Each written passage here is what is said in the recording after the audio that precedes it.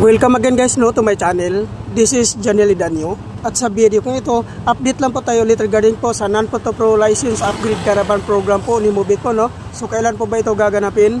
Gaganapin po ito guys sa October 11, 2025 po, no? So araw po ito ng Sabado ulit. Take note po guys, limited slot lang po ito. 400 applicants lang po ang tinatanggap po dito. Kaya po kung ikaw po ay gustong sumali sa programa nito, ay kailangan agahan niyo pong pumunta para po kayo po ang mas mauna po sa pila dito. Ano po ba ang mga requirements na kailangan po nating i-prepare before po tayo pumunta sa Move It Training Facility po sa Marikina City? Ang number 1 po na requirements dito guys, which is yung existing non-professional driver's license 6 months and above ang validity. Number 2, motorcycle ORCR. Number 3, 2020 and above motorcycle year model.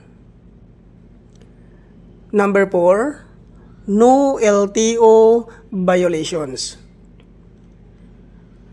Number 5, NBI clearance. Number 6, 1,000 license down payment. Number 7, BIR